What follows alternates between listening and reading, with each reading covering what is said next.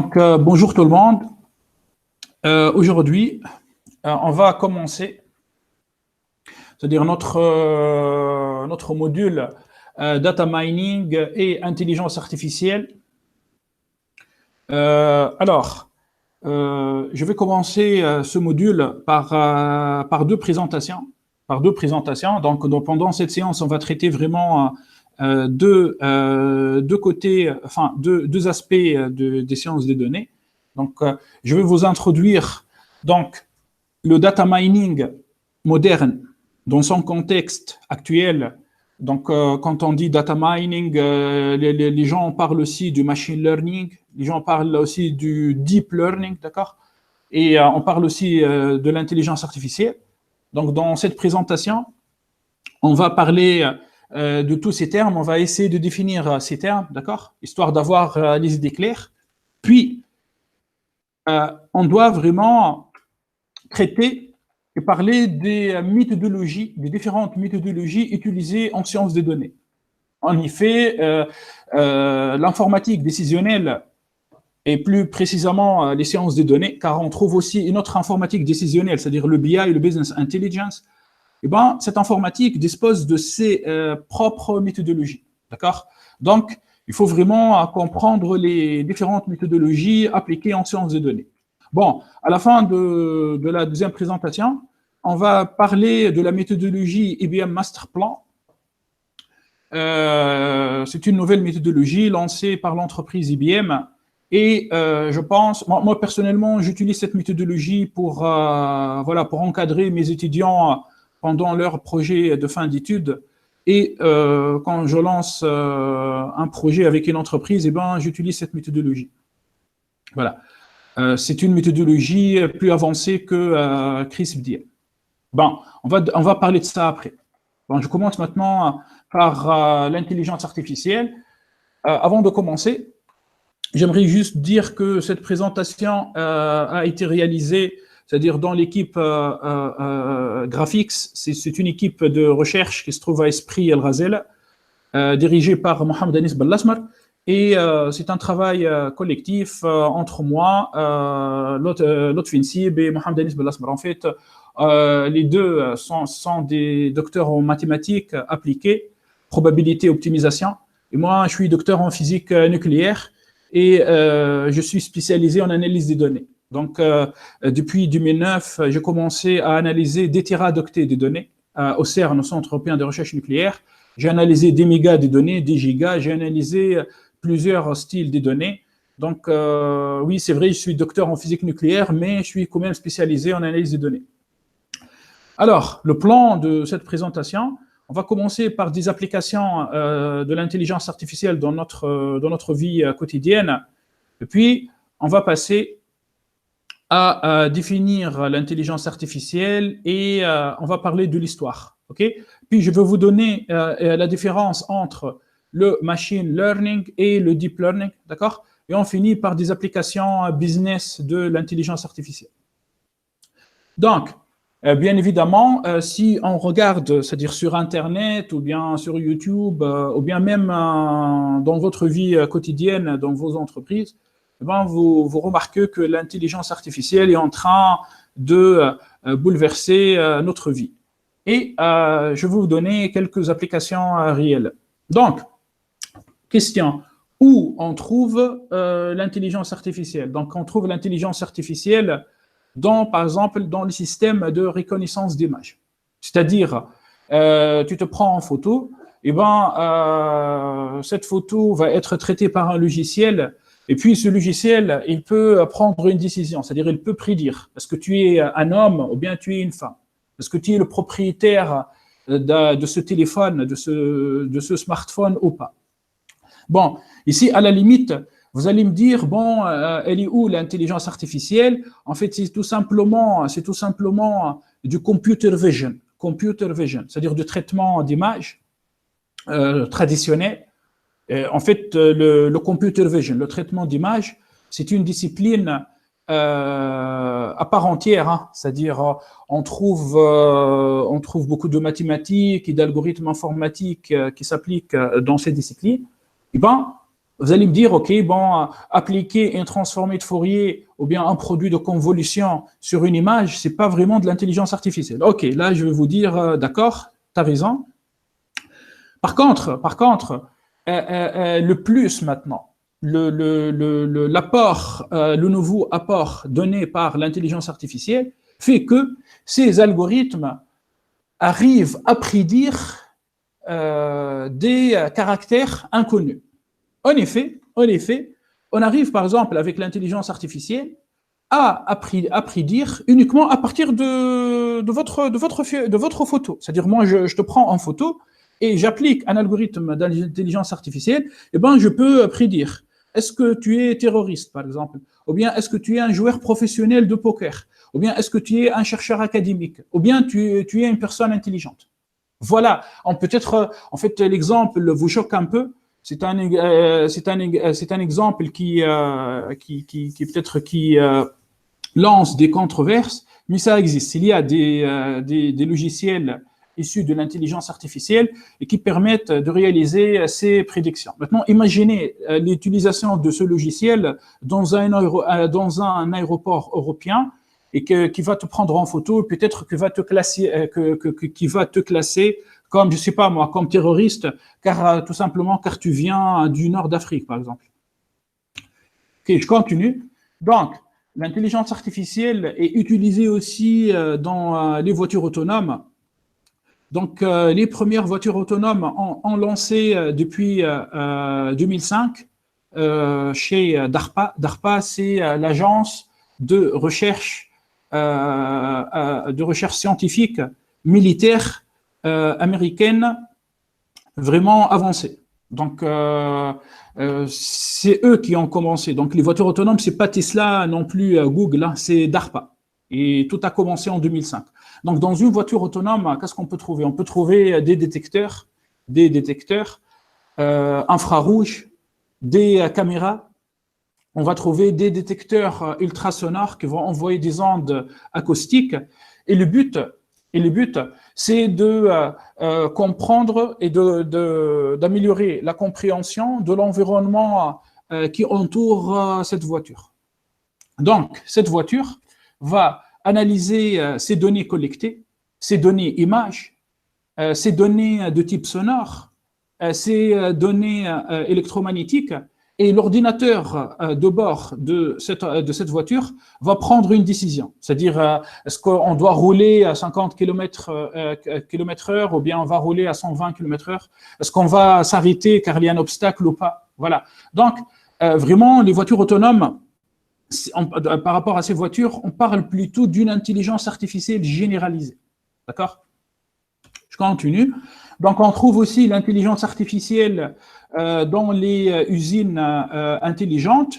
Bon, ici, vous êtes en train de voir une chaîne robotisée. Vous allez me dire à la limite, bon, les chaînes robotisées, on les trouve depuis les années 90 dans les usines. Et bon, c'est quoi l'apport de l'intelligence artificielle? En effet, c'est-à-dire sur ces chaînes maintenant, on équipe ces robots par des caméras, par des détecteurs. Et ben, ces détecteurs et ces caméras sont capables de détecter des pannes et des défauts de fabrication sur les voitures. Et ben, le robot est capable de prendre une décision en temps réel et de dire, tiens, cette voiture ou bien cette pièce contient un défaut de fabrication. Donc, il faut la retirer de la chaîne de fabrication. Donc, on parle plutôt de smart factories, c'est-à-dire les usines intelligentes. Donc, dans le domaine médical, on trouve l'intelligence artificielle dans plusieurs sous-domaines. Par exemple, cette intelligence artificielle peut remplacer, par exemple, le travail des agents d'accueil. C'est-à-dire, au lieu d'avoir un monsieur qui va répondre à tes questions, c'est-à-dire à l'accueil de l'hôpital, eh ben, on va plutôt programmer un robot, c'est-à-dire un chatbot intelligent, et ce robot, il va discuter avec toi, il va entamer une conversation, il va enregistrer tes questions, il va traiter ces questions, puis il va répondre. Voilà, donc on va essayer de remplacer l'intervention humaine. Cette intervention humaine, pour l'instant, est remplacée pour les actes, c'est-à-dire qui ne nécessitent pas une grande expertise médicale. C'est-à-dire on peut remplacer des infirmières, par exemple. Sinon, maintenant, vraiment le point, maintenant, le changement plutôt radical, le changement radical qui fait vraiment la différence, eh ben, vient de se passer en Chine en 2018, eh ben, pour la première fois. Donc, pour la première fois dans l'histoire de l'humanité, une machine programmée avec des algorithmes d'apprentissage profond, c'est-à-dire deep learning, arrive à dépasser les performances des médecins vraiment expérimentés. En effet, cette compétition s'est déroulée en Chine. Nous avons opposé des médecins, voilà, contre un robot, une machine entraînée sur des images médicales. Eh ben, la machine a réussi à dépasser les médecins. Bon, donc peut-être ce qui pose des questions, est-ce qu'on peut remplacer les médecins par des robots? Après, moi, plutôt, je pense qu'on pourrait peut-être avoir une cohabitation, c'est-à-dire on peut avoir des médecins qui vont utiliser ces algorithmes venant de l'intelligence artificielle pour améliorer leurs prédictions. C'est-à-dire c'est comme si, c'est exactement maintenant, on est en train d'utiliser l'ordinateur pour accélérer le traitement du texte, pour accélérer le calcul. C'est un outil. Eh ben, on va peut-être les médecins vont utiliser l'intelligence artificielle comme outil, mais pas vraiment pour remplacer les médecins. Maintenant, je passe à une autre application. Donc, en guerre, on peut avoir l'intelligence artificielle intervient aussi. Par exemple, ici à gauche, je vous montre un drone, c'est-à-dire c'est un avion autonome. Eh ben, ce drone est téléguidé. Enfin, et il va voler, c'est-à-dire en orbite, il va voler en vol stationnaire. Le drone est équipé par une caméra. Cette caméra est en train, par exemple, de filmer une scène qui se trouve en bas, c'est-à-dire au niveau du sol. Et ben, si la caméra détecte, par exemple, une personne, on va traiter ces images. Et ben, si cette personne est reconnue, par exemple, coupable, ou bien cette personne, c'est une personne, par exemple, terroriste, et ben, le drone va envoyer un missile pour tuer cette personne.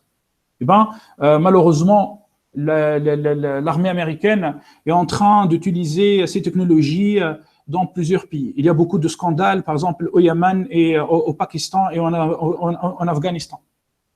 Maintenant, on trouve des chars automatiques. Et à droite, ben, j'ai mélangé en fait une image venant d'un film, c'est-à-dire le robot qui se trouve à gauche, ce n'est pas un vrai robot, c'est un robot.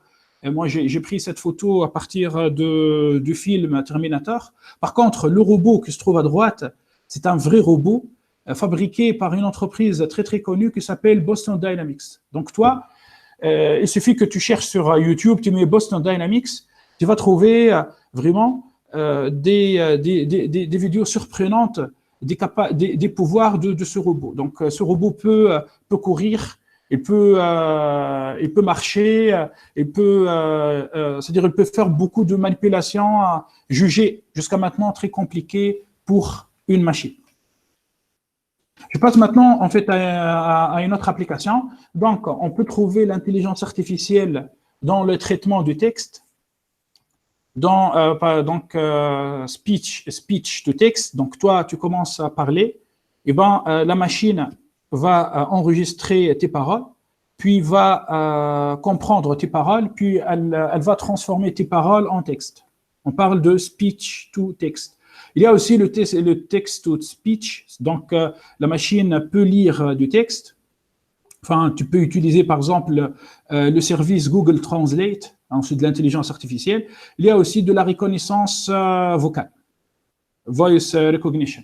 Bon, ici encore une autre fois, tu vas me dire, bon, la reconnaissance des voix, c'est pas vraiment de l'intelligence artificielle. En fait, il s'agit d'un signal par exemple, précis en fonction du temps. Il suffit d'appliquer un algorithme mathématique style transformé de Fourier ou bien un produit de convolution. Par contre, maintenant, on arrive avec des algorithmes de deep learning, vraiment avec uniquement 5 secondes d'enregistrement vocal, à vraiment prédire la personne, la voix de la personne, et à utiliser cette voix pour d'autres applications.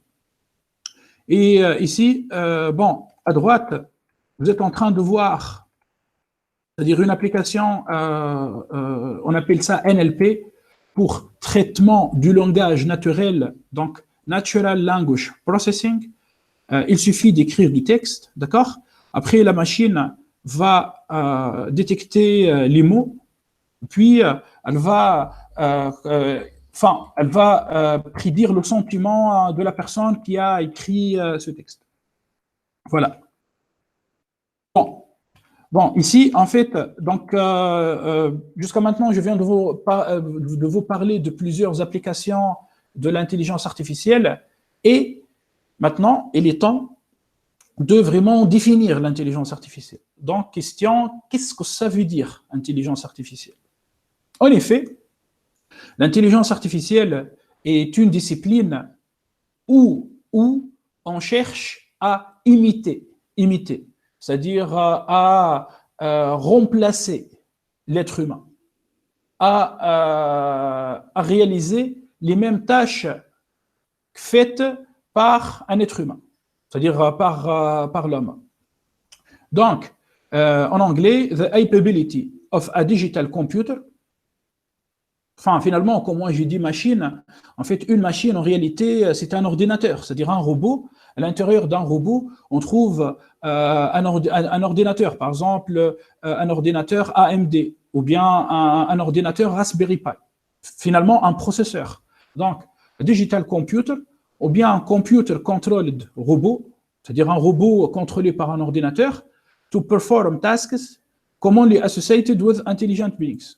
C'est-à-dire, le but, c'est de programmer ce robot pour réaliser des tâches, normalement, jusqu'à maintenant, reliées à des êtres intelligents.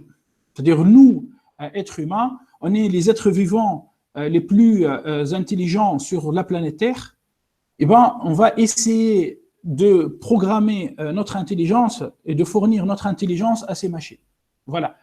Et peut-être c'est un peu choquant pour vous, l'intelligence artificielle a commencé depuis la fin des années 40. C'est-à-dire, je parle ici vraiment, on est en plein de la Deuxième Guerre mondiale. En plein Deuxième Guerre mondiale, et ben, avec le mathématicien anglais Turing. C'est lui qui a vraiment commencé les premiers algorithmes de l'intelligence artificielle. Mais malheureusement, le développement de cette discipline a trouvé beaucoup de difficultés depuis la fin des années 40, dû à deux raisons. Tout d'abord, le manque des capacités de calcul énormes, c'est-à-dire à l'époque, dans les années 40 et au début des années 50, on n'avait pas des ordinateurs très très puissants, des ordinateurs capables d'effectuer des calculs très très puissants. Et malheureusement aussi, on avait un manque des données. Donc, on va parler de ça après. Bon, j'aimerais maintenant, en fait, je vais m'arrêter dans le slide numéro 10. Je vais me retourner vers vous et je vais vous poser voilà, des questions. Est-ce que vous avez des questions par rapport à ces 10 slides, ces 10 premiers slides?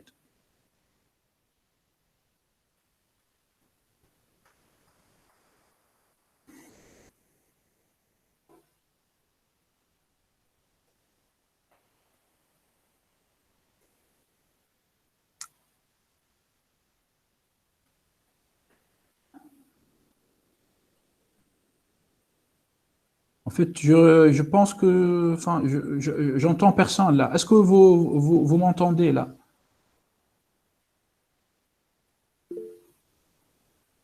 B, vous n'avez pas de questions? C'est bon, tout est clair?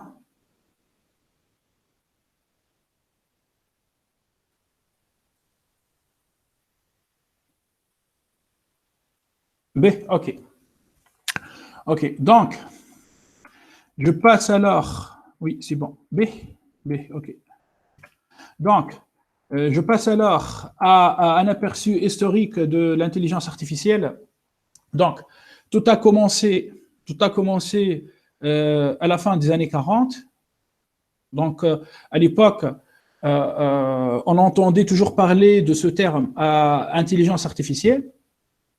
Puis, il y avait une sorte en fait d'hiver nucléaire pour ces disciplines, puisque, comme je disais, il y avait des problèmes liés au manque des données. D'une part, manque des données, et d'autre part, les ordinateurs à l'époque n'étaient pas assez puissants pour supporter les opérations de calcul vraiment très très lourdes engendrées par ces algorithmes. Vers les années 80, on a commencé à entendre, c'est-à-dire dans la communauté, le terme machine learning. Donc, machine learning en français, c'est apprentissage automatique. Apprentissage automatique. Donc, il y avait beaucoup de recherches dans ce domaine, surtout avec les réseaux de neurones. Les réseaux de neurones. Bon, ici, je parle plutôt des réseaux de neurones peu profonds. Ce n'est pas du deep learning. Hein. C'est du... Oui, dans le machine learning, on trouve des réseaux de neurones, mais qui ne sont pas très, très profonds. Maintenant, à partir des... ou bien pendant les années 90, nous avons commencé à entendre parler de ce qu'on appelle statistical learning, c'est-à-dire apprentissage statistique. En effet, c'est une discipline où on utilise la statistique pour analyser des données. En fait, ici, je ne parle pas de la statistique descriptive. C'est-à-dire la statistique descriptive, en fait, de manière générale, il existe trois types de statistiques. Il y a la statistique descriptive, où on trouve des histogrammes, on trouve les estimateurs statistiques faciles, valeurs moyennes, médianes, écart type, machin. Puis, on trouve la statistique inférentielle où on parle plutôt des tests d'hypothèses statistiques et des estimateurs. Il y a une autre statistique qui s'appelle la statistique mathématique. Et ben, dans les années 90, on a commencé à assister à la naissance d'un domaine qui s'appelle statistical learning, apprentissage statistique, où on essaie d'appliquer des algorithmes issus de la statistique pour analyser les données, pour prendre des décisions. Et on a aussi eu la naissance d'une discipline qui s'appelle reinforcement learning, c'est-à-dire apprentissage renforcé. D'accord? Après, à partir des années du début de ce siècle, donc les années 2000, on a commencé à entendre toujours parler du terme data science. C'est-à-dire, les gens commencent à parler d'un domaine qui s'appelle science des données. En effet, pourquoi data science à partir vraiment des années 2000? Bon, si moi je vous dis, hein, je veux vous choquer, le premier algorithme utilisé pour analyser des données, c'est-à-dire pour faire une régression linéaire, c'était en 1890 avec Galton, le Sir Galton, un statisticien, un mathématicien et statisticien anglais. Donc, les algorithmes, le développement théorique des algorithmes a commencé un siècle avant. Et bien, pourquoi on parle des sciences de données uniquement à partir des années 2000?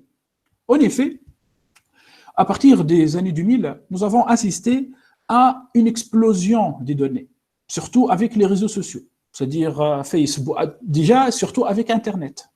Donc, Internet, c'est un outil qui a permis un grand échange des données. Donc, nous avons Internet, puis nous avons aussi les réseaux sociaux, Facebook, Twitter, puis Instagram, machin, YouTube.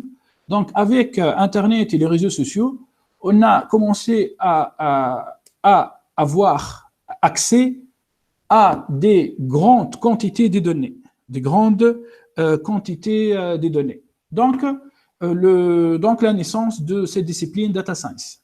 Puis, à partir de 2010, on a eu cette discipline qui s'appelle Deep Learning. Le Deep Learning, en fait, tout d'abord, c'était une partie du machine learning.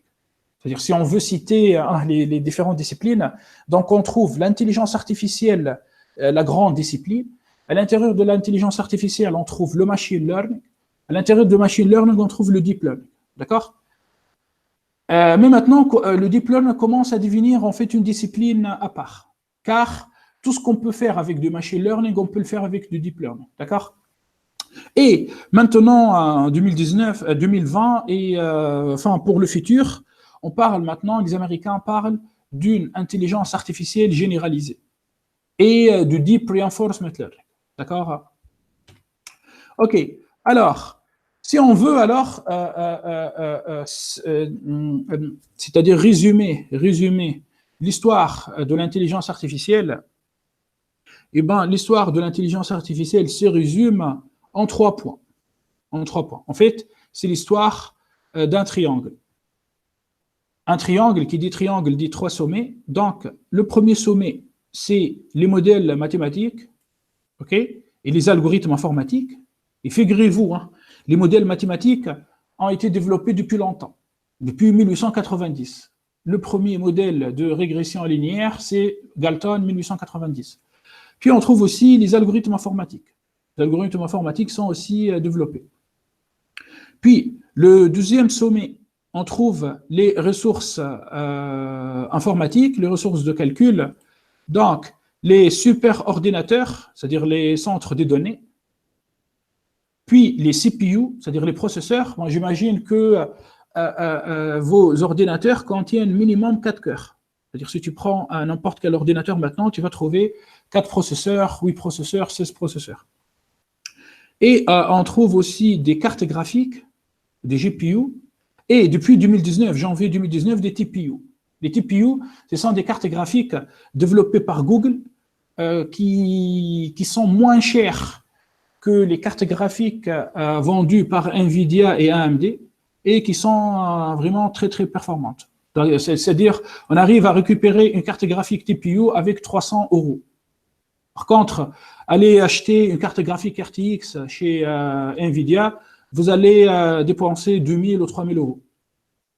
Le troisième sommet, bien évidemment, les données. Donc, quand on parle des données, les données disposent de plusieurs structures, des données structurées, le fameux SQL, des données non structurées, par exemple des dictionnaires en Python, des maps en Java, ou bien les données non structurées. Par exemple, on utilise maintenant MongoDB pour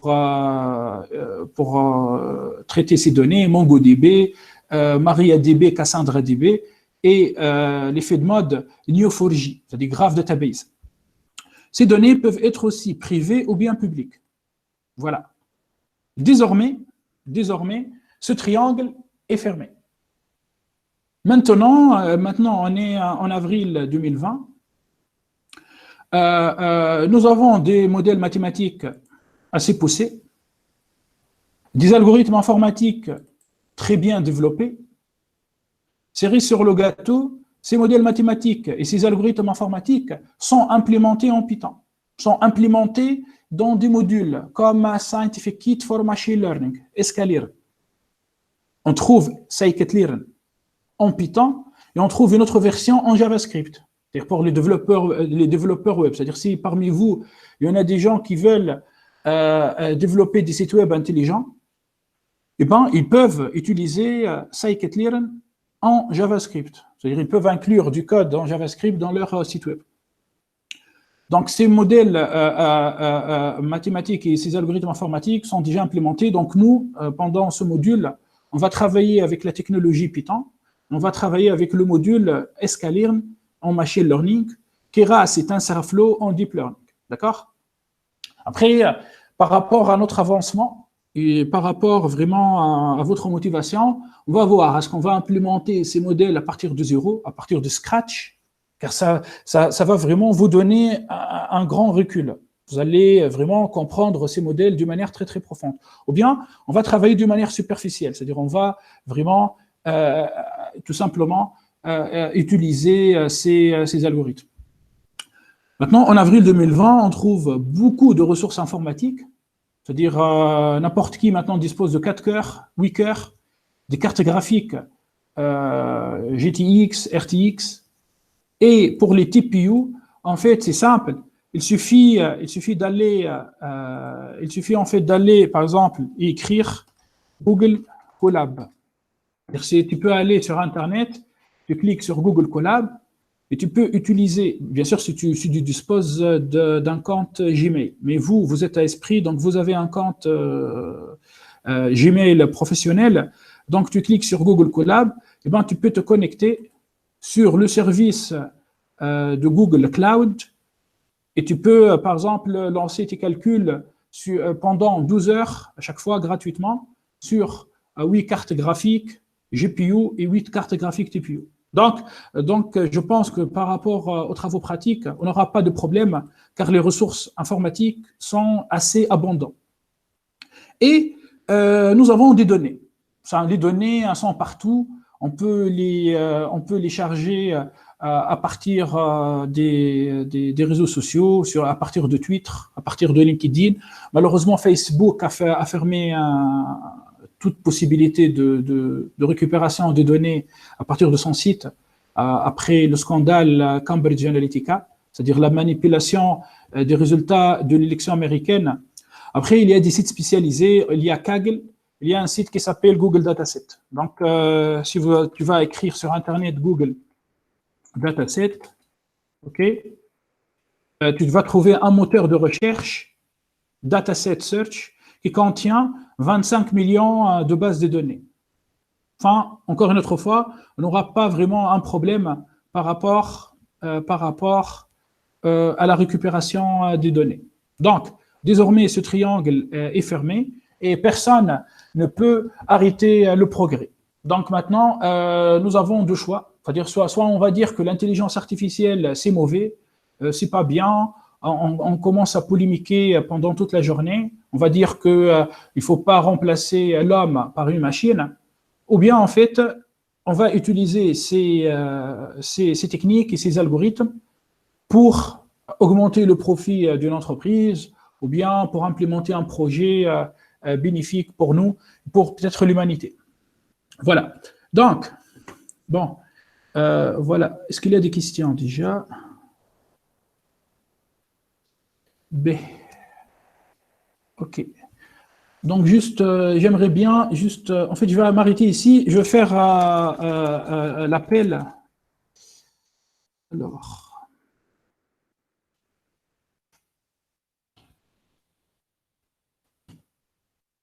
C'est info.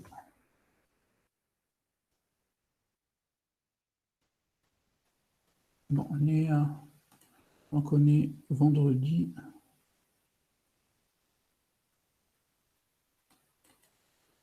OK. B. Abid Abdeslam.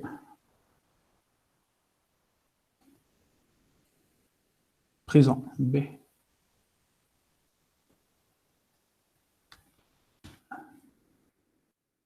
Amdouni Bilal.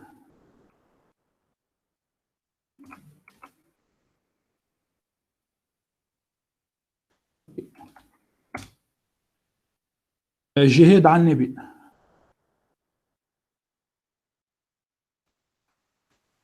absent. B.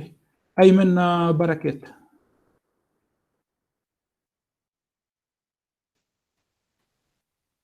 B. وسام بالحسن.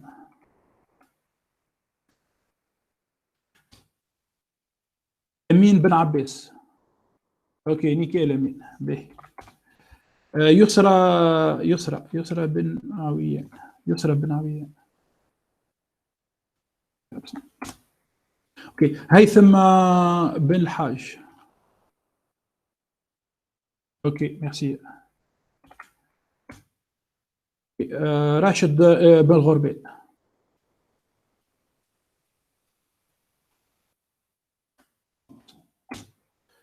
حسام الدين شماخي. اوكي حسام ميرسي. ايوب شيف. اوكي. رياض دبار. اوكي. محمد علي غربي.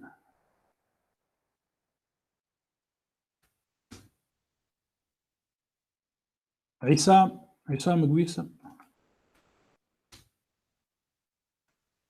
محمد علي قيسي.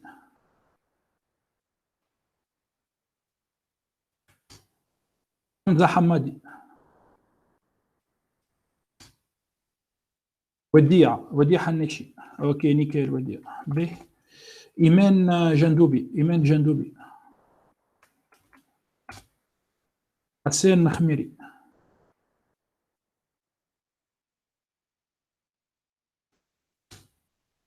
تيجاني ليلى. j'ai lu son nom. سعيد محسن.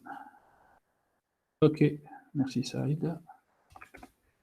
وائل مرابط. سعيد سامحني يا سعيد به سعيد. اوكي. وائل مرابط. ابسون. مروان مسلمي. ميكائيل مروان. هيثم النجماوي. اوكي.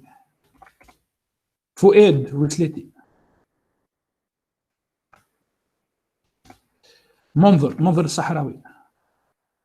به محمد خليل سكمة. محمد خليل. عبد العزيز سالمي. je pense qu'il est là. عبد العزيز. j'ai vu Selmi non. il est absent. رضوان سليم. سليم.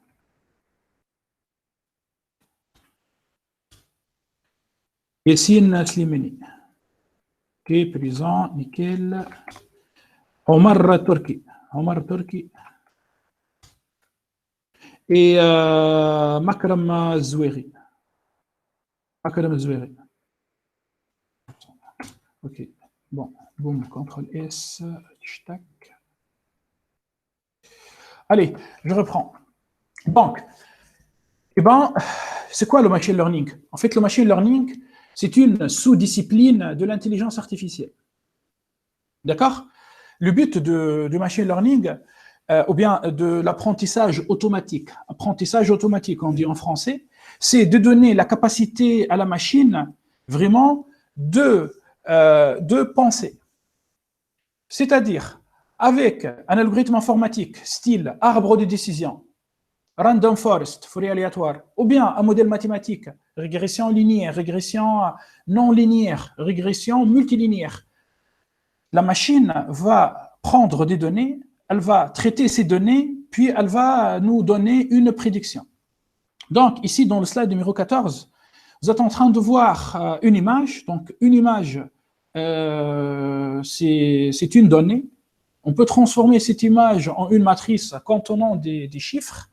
Après, ici, qu'est-ce qu'on voit? On voit un data scientist, c'est-à-dire une personne qui est en train de traiter cette image. Donc, attention, et ça c'est très important, en machine learning, l'étape de feature extraction est une étape hyper importante. Dès maintenant, par exemple, en deep learning, en apprentissage profond, on ne trouve pas l'étape feature extraction. La machine toute seule va extraire les features, c'est-à-dire les variables de décision. Je vais vous expliquer après qu'est-ce que ça veut dire feature, qu'est-ce que ça veut dire une variable explicative. D'accord? Donc, en machine learning, on commence à partir des données, et puis un opérateur va prendre ces données, va traiter ces données, puis il va donner ces données traitées, ces données préparées à un modèle mathématique ou bien un algorithme informatique pour réaliser une tâche. Bon, ici, la tâche, c'est une classification. Et finalement, on va finir par un output, une prédiction. Donc, la machine va nous donner est-ce que cette image correspond à un chien ou bien à un chat. Voilà. Voilà donc le pipeline, disons le workflow, le process en machine learning. Donc, en machine learning, on trouve plusieurs styles d'apprentissage. L'apprentissage supervisé, l'apprentissage non supervisé et l'apprentissage renforcé. Voilà. Donc, il existe en fait un autre apprentissage qui s'appelle apprentissage semi-supervisé. On ne va pas traiter ça pendant ce module. En fait, c'est de la recherche scientifique. Je commence donc par l'apprentissage supervisé. En apprentissage supervisé, les données sont labellisées. Regardez ici, en haut à droite. C'est-à-dire, je donne à la machine des données labellisées. Donc, par exemple, ici, des pommes, des bananes, enfin, par exemple, des poires. On connaît les labels de chaque classe. On va réaliser une préparation de ces données, puis on passe ces données préparées à un algorithme, et puis l'algorithme va nous dire, tiens, ça c'est une pomme, tiens, ça c'est une banane, ça c'est une poire. D'accord? Donc les données sont labellisées. Un apprentissage supervisé. Je vais vous montrer maintenant des vrais fichiers contenant des données issues de l'apprentissage supervisé. Enfin, si vous allez ouvrir le fichier entreprise.csv, je viens de vous envoyer ces fichiers dans l'email d'aujourd'hui. Vous allez trouver quoi? Vous allez trouver des colonnes. Voilà. Il s'agit ici des données structurées. Nous avons une table, plusieurs colonnes. Nous avons l'entête du fichier, donc R&D spend, dépenses recherche et développement, les dépenses en administration, les dépenses en marketing, après on trouve la position géographique de l'entreprise. Et finalement, on trouve le profit. Donc, chaque colonne contient une variable. Et puis, chaque ligne contient une observation. Ici, on va compter 51 lignes. Hein, si je supprime la première ligne, donc 50 entreprises. Donc, chaque ligne correspond à une entreprise, à des données issues d'une entreprise. On dit aussi observation. Mais pourquoi apprentissage supervisé? Car on connaît la variable cible. Voilà, nous avons une variable cible. Donc, si le fichier, si les données contiennent une variable cible, ici, c'est quoi la variable cible? La variable cible, c'est le profit. Le but de ces données, ou bien le but de ton analyse sera de prédire le profit. C'est autrement dit, moi je vais te donner le R&D spend, l'administration spend, le marketing spend et la position géographique de l'entreprise, et toi tu vas essayer, bien évidemment, avec un algorithme, avec un modèle mathématique, de prédire le profit. Voilà, donc là on est bel et bien dans un apprentissage supervisé. Nous, on connaît la nature de nos variables, et surtout, nous avons une variable cible, target variable, une variable cible. De manière générale, on met la variable cible à droite. En fait, les Américains mettent la variable cible à gauche, les Français mettent la variable cible à droite. Mais vous essayez toujours de mettre la variable cible à droite. Bon, voilà, qu'est-ce que ça veut dire apprentissage supervisé par rapport à ce fichier? Je passe à un autre fichier.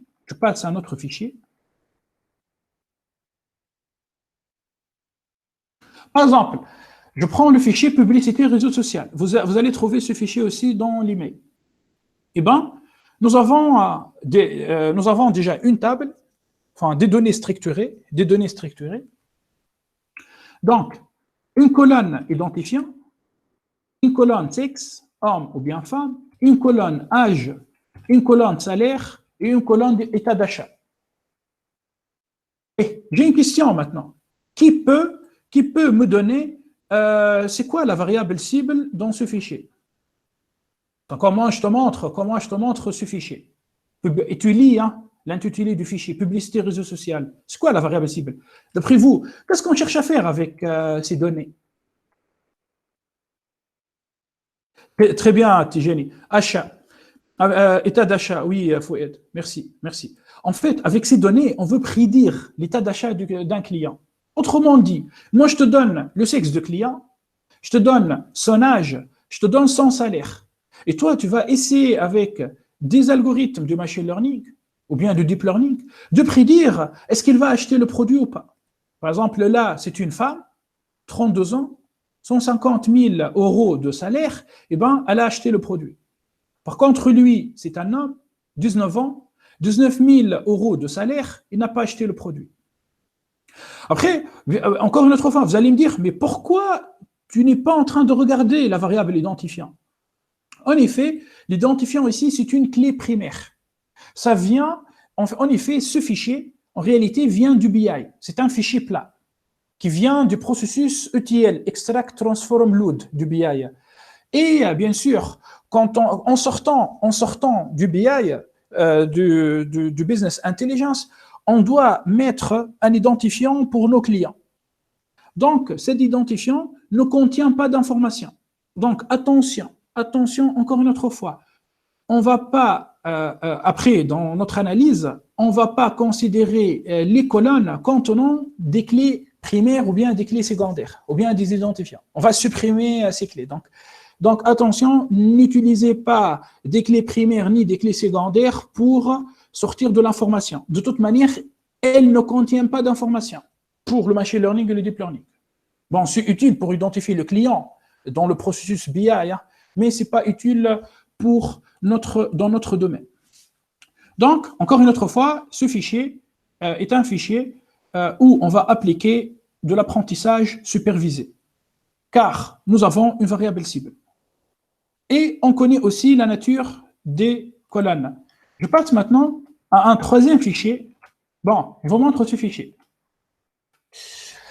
Le fichier s'intitule Client Centre Commercial. Et maintenant, je vous demande, est-ce que vous êtes en train de voir une variable cible ici? Vous êtes en train de reconnaître la nature de ces variables. Après, ne me parlez pas, s'il vous plaît, de la variable B, hein, de la colonne B. Enfin, il ne faut pas étudier à l'école polytechnique pour comprendre qu'il s'agit de la variable sexe, homme ou bien femme. Non. En fait, ici, on ne connaît pas la nature de nos variables, donc il n'y a pas de variable cible. Bon, ici, on ne peut pas malheureusement appliquer les techniques d'apprentissage supervisé. Ici, on ne peut pas faire de l'apprentissage supervisé. On est obligé de travailler avec l'apprentissage non supervisé. On ne connaît pas la nature de nos colonnes. D'une part. D'autre part, il n'y a pas de variable cible. Puisqu'on ne connaît pas les colonnes, on ne connaît pas nos variables. Donc, une variable, c'est une colonne. Donc, on va trouver des difficultés à trouver la variable cible. Donc, pas d'apprentissage supervisé ici. Hein. Attention, c'est de l'apprentissage non supervisé. Bon. Je veux vous montrer maintenant un autre fichier, donc LibreOffice Store data.csv. D'accord. Et bon, je vais aller à mon desktop et j'ouvre le fichier Restaurant Reviews. Donc, maintenant, quand je vous montre maintenant ce fichier, restaurantreviews.tsv, bon, on remarque l'existence de deux colonnes. Voilà, j'ai deux colonnes. Une colonne qui s'intitule Review, ok, et une colonne qui s'intitule Liked. Bon, je vais vous expliquer rapidement. Quand on va lire le contenu, par exemple, de quelques lignes, la première ligne, je lis, wow, love this place. Je lis ici, par exemple, a great touch. Je lis ici, the cashier had no care whatsoever on what I hate to say, it still ended up being way overpriced. En fait, quand on lit ça, on comprend bien, il s'agit tout simplement des commentaires laissés par des clients d'un restaurant. Et on trouve une variable à la fin, et ben c'est une variable cible. C'est-à-dire, ici, le premier client a bien aimé le restaurant.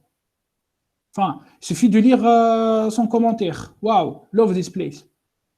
D'accord? Par contre, ce client, il n'a pas aimé. Crust is not good. Il n'a pas aimé le repas, donc il a mis 0.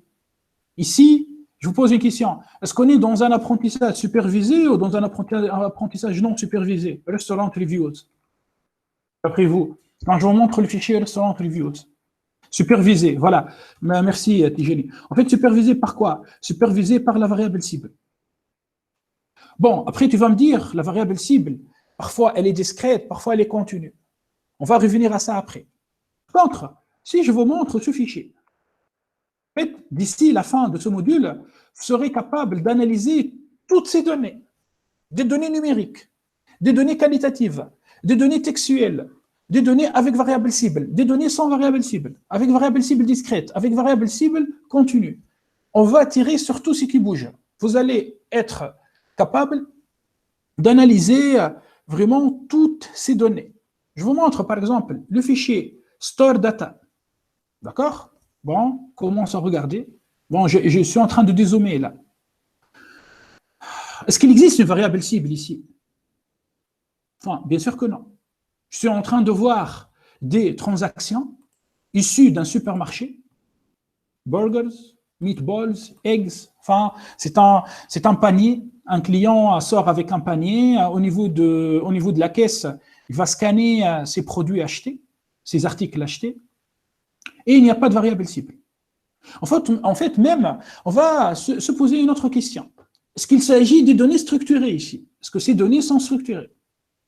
Faites attention, c'est pas que LibreOffice a traité ce fichier, en fait, et il a mis les articles par article dans une colonne.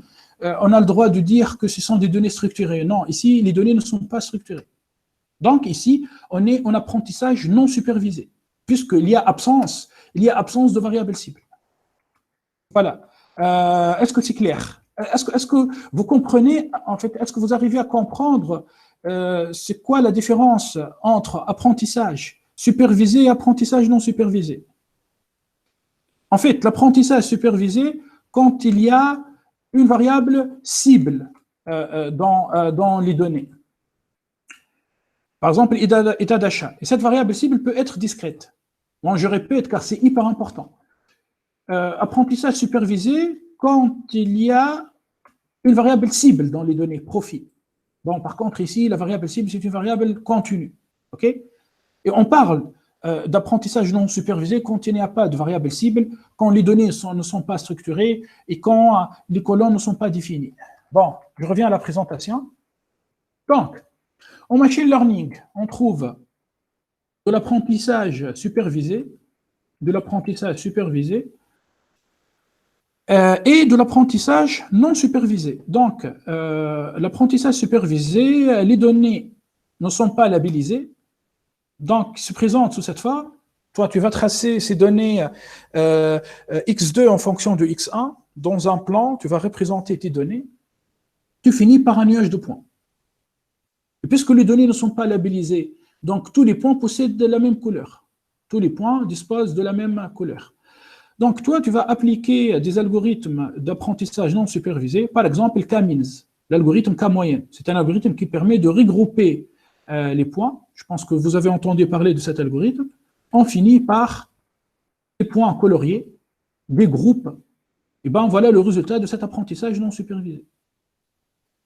On va essayer de créer une variable cible.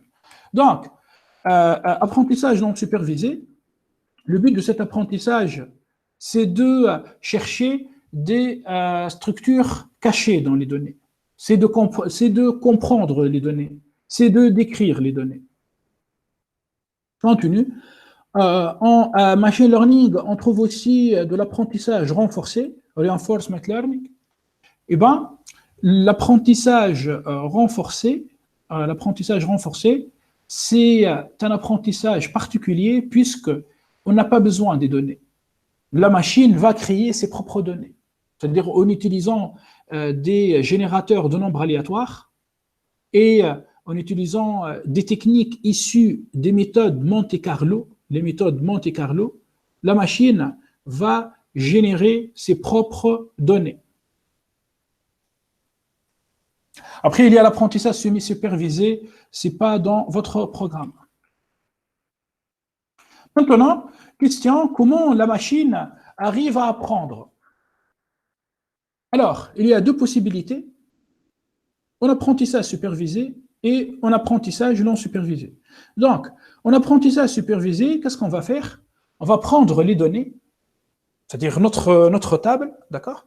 On va isoler la variable cible. La variable cible, ça s'appelle ici label. Puis, je vais diviser les données. Par exemple, moi, j'ai 50 entreprises. J'ai 50 entreprises. Je vais prendre 40 entreprises pour réaliser l'entraînement et 10 entreprises pour réaliser le test.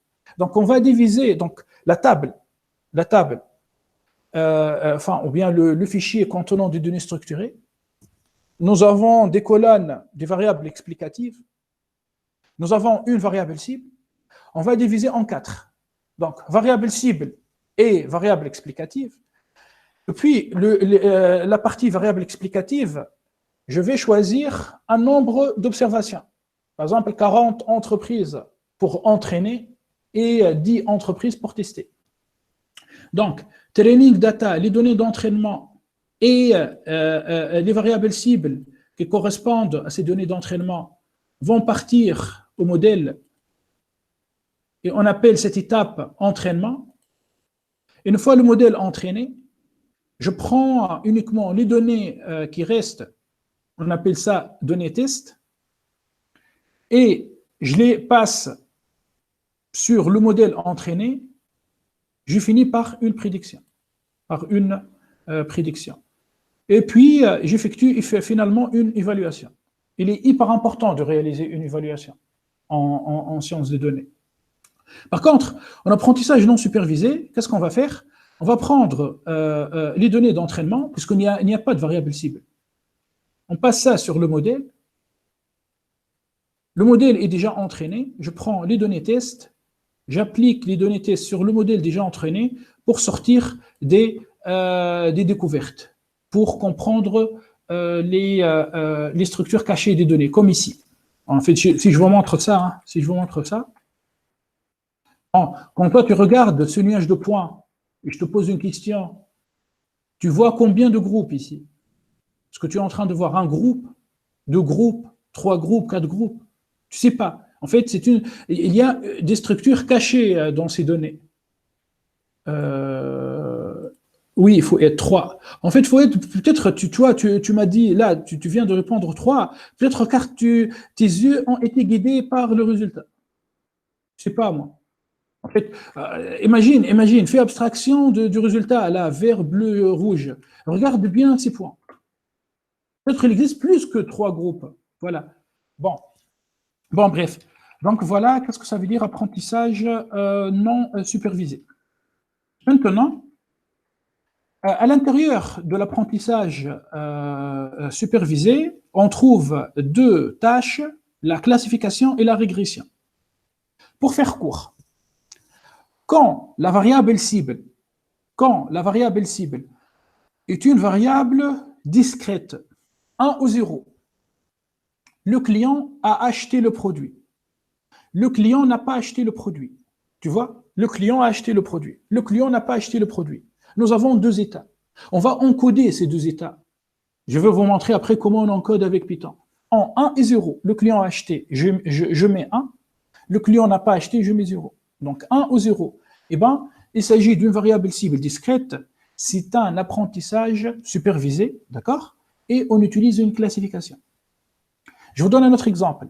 Toi, tu donnes du jus d'orange. Tu donnes un produit à boire à ton client, du jus d'orange. Le client va très bien aimer. Le client ne va pas aimer du tout. Le client va aimer. Le client ne va pas aimer. Donc, toi, comment tu vas encoder ces 4 états? Très bien aimé, pas aimé du tout, moyennement aimé. Par exemple, -2, -1, 0, 1 et 2. Tu vois? En fait, ce sont des états discrets. Donc, la variable cible est définie par une variable cible discrète. Et bien, ici, il faut utiliser une classification.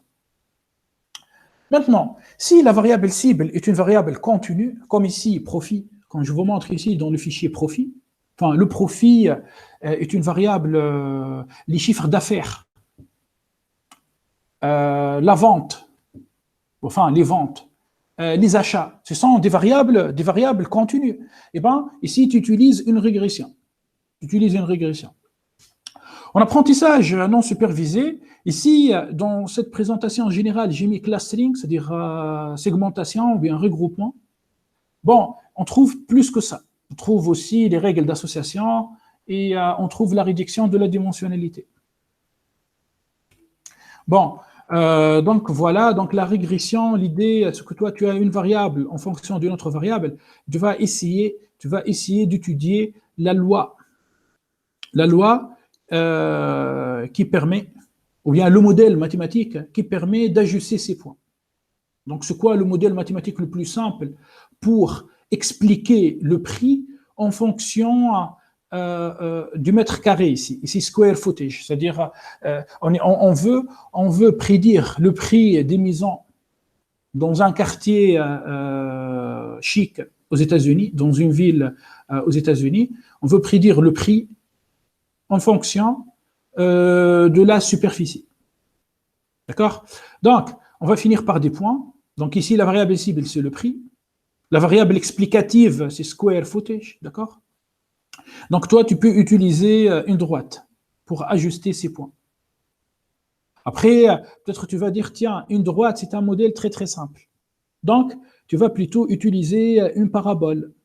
C'est-à-dire, une droite, c'est y égale à x plus b. C'est un polynôme d'ordre 1.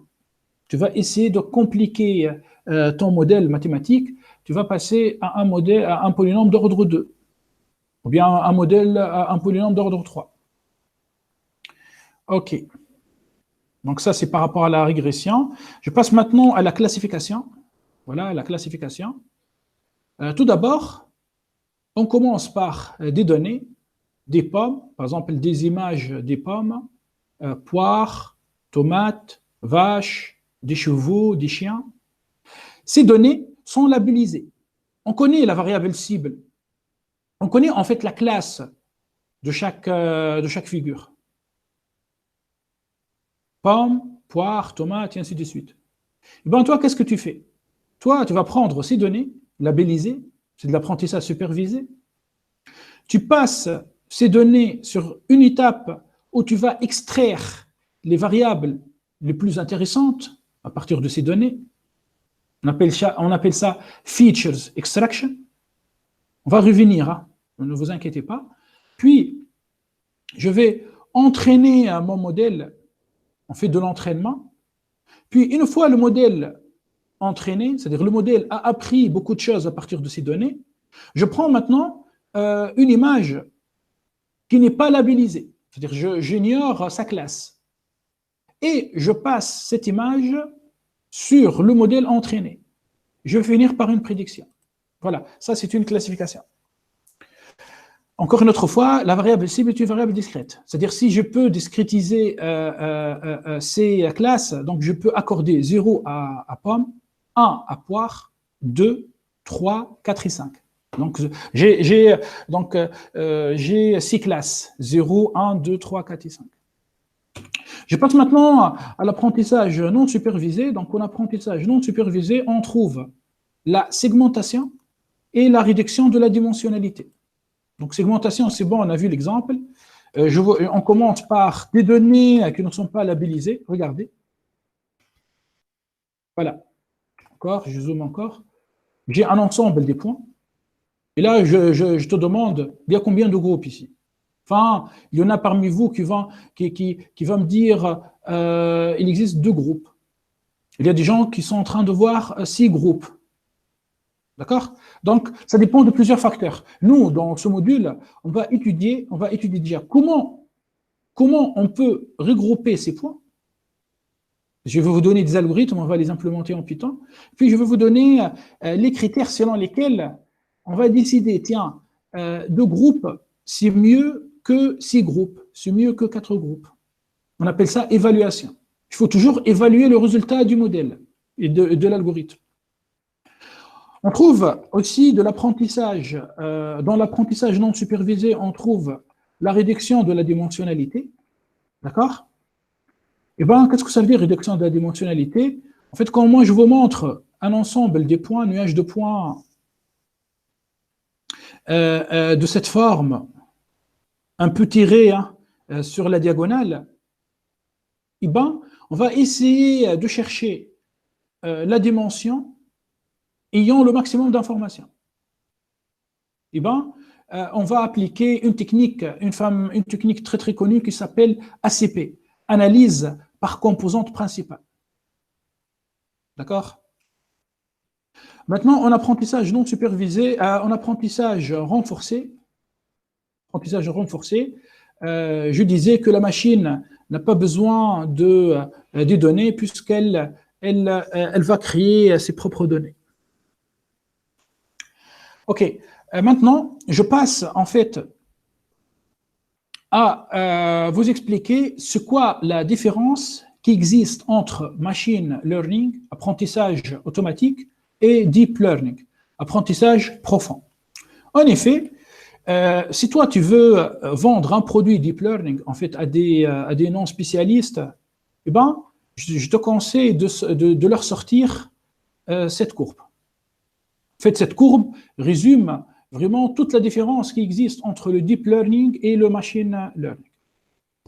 Bon, je vous explique cette courbe.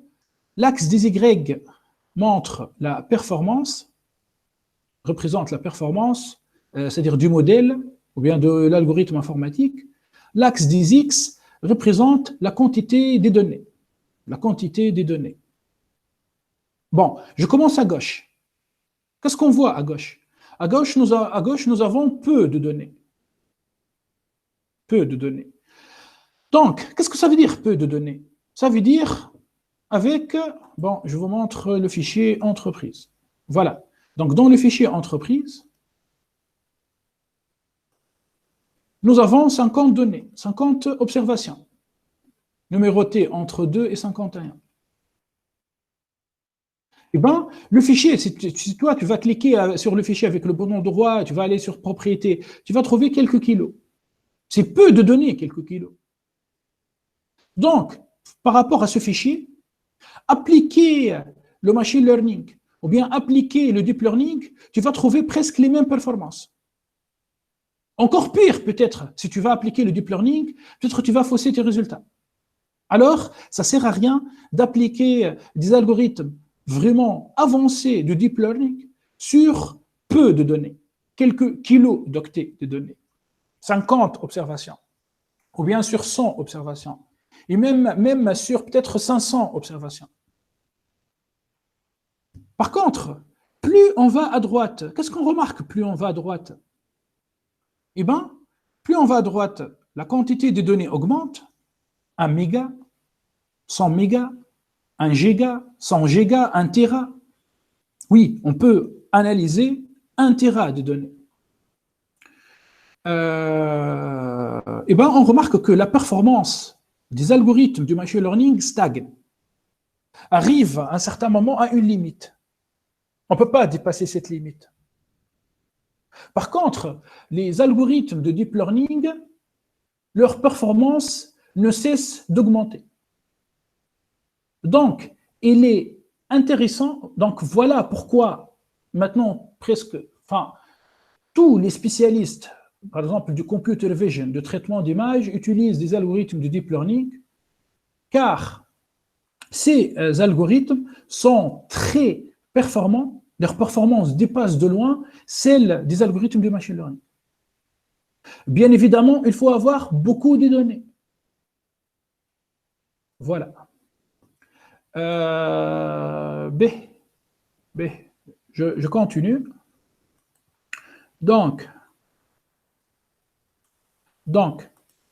maintenant, c'est quoi la vraie différence qui existe entre machine learning et deep learning?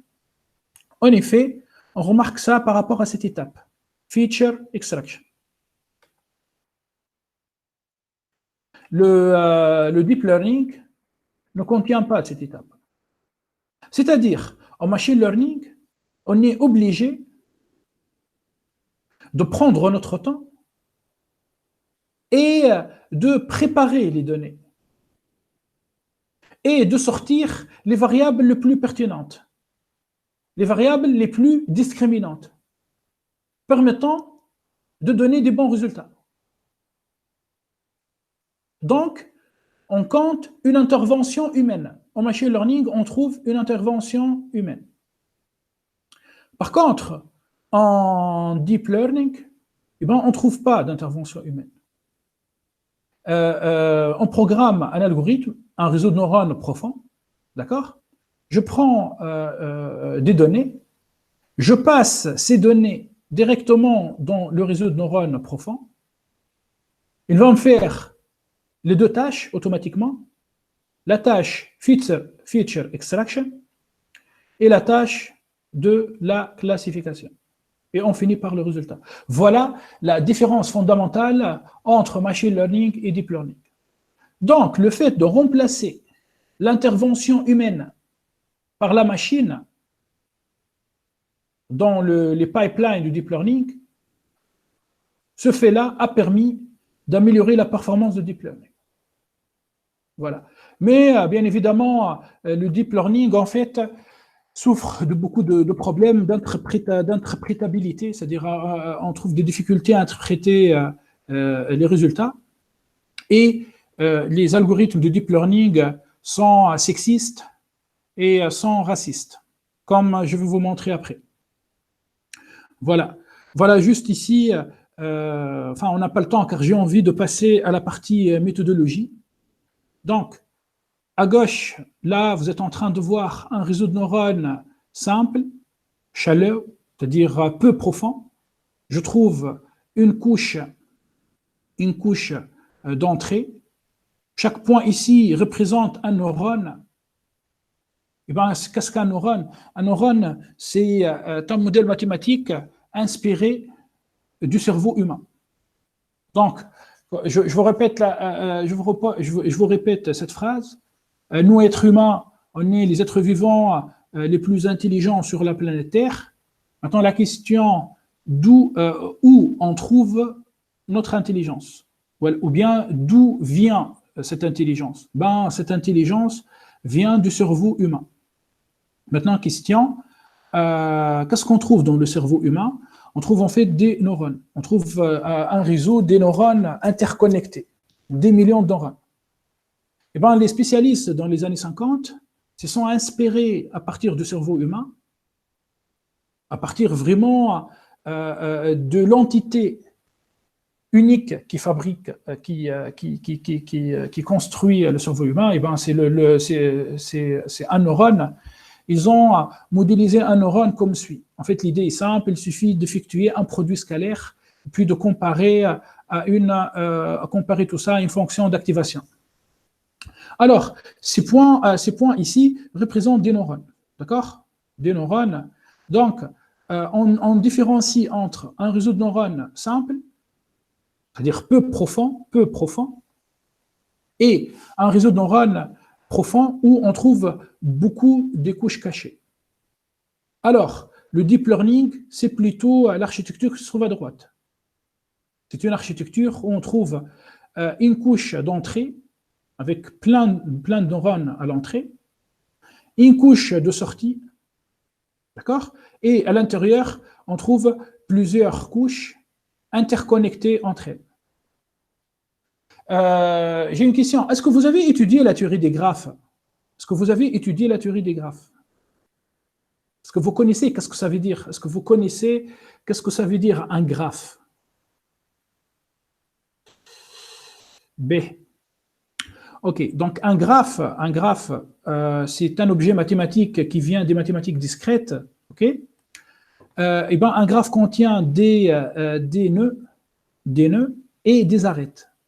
Voilà. Donc on peut considérer un réseau de neurones comme un graphe fully connected, c'est-à-dire où chaque nœud est connecté avec tous les nœuds, bien sûr, selon une certaine direction. Voilà.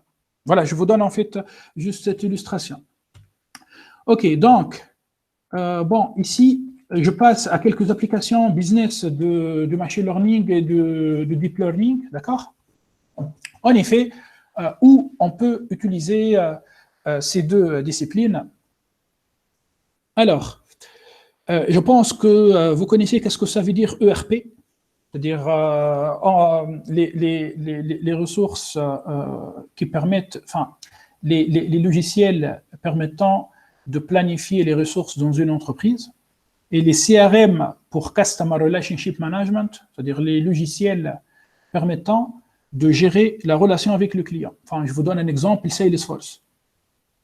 Donc, à partir des ERP et à partir des CRM, on va collecter beaucoup de données. On va collecter beaucoup de données. Puis, qu'est-ce qu'on va faire avec ces données? On va appliquer, c'est-à-dire le fameux ETL du BI, Extract, Transform, Load, c'est-à-dire on va essayer de fabriquer un data warehouse ou bien d'avoir un data lake. Donc, l'analyse des données au niveau du BI permet de faire deux choses de manière générale. De réaliser des rapports, on appelle ça reporting, et de réaliser du dashboarding, c'est-à-dire des dashboards dynamiques. Avec Power BI, avec ClickView, avec Tableau. On peut réaliser ça, bien sûr, avec Angular, hein, si on est bon en JavaScript, ou bien avec Dash, Plotly, si on est bon en Python. C'est quoi maintenant le problème avec le BI? Le BI s'arrête uniquement sur des analyses descriptives. On va juste décrire nos données, soit dans un rapport ou bien dans un dashboard. Par contre, le machine learning et le deep learning et le data mining permettent d'avoir une analyse prédictive. C'est-à-dire on va essayer de prédire le futur. Bien sûr, on va prédire le futur. Ce n'est pas avec un crystal ball, hein. On ne fait pas de magie dans cette matière, mais avec des données historiques. On va utiliser les données historiques.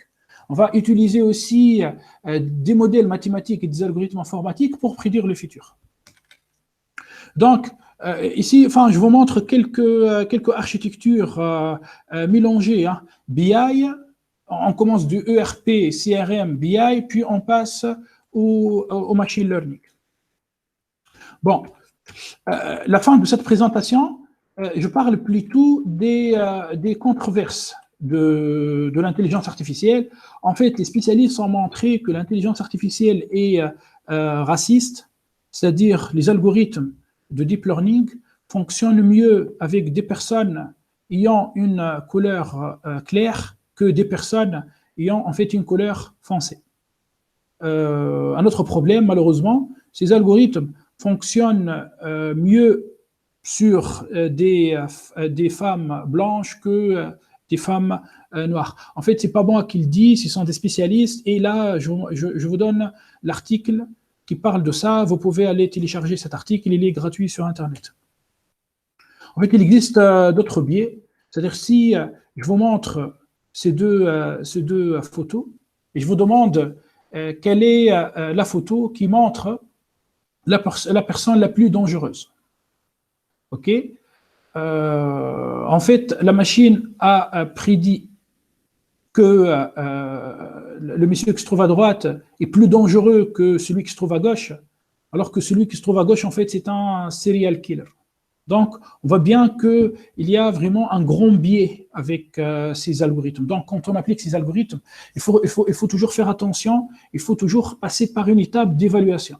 Une étape d'évaluation. OK, donc voilà, donc j'ai fini avec la première présentation et je veux passer à la deuxième. Donc, la deuxième présentation s'intitule Intelligence artificielle et où je traite un projet de fake news. Bon, avant de passer à cette présentation, est-ce que vous avez des questions?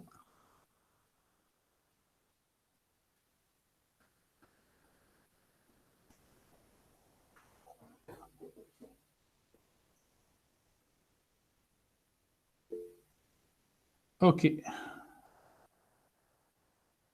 OK. B. Donc, je passe donc maintenant aux méthodologies utilisées en sciences des données.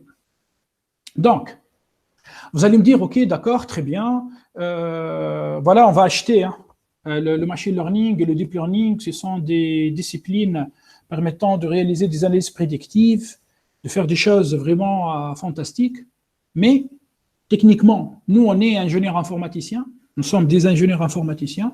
Comment on peut appliquer ces disciplines dans notre travail? Et là, on vient en fait à un grand problème.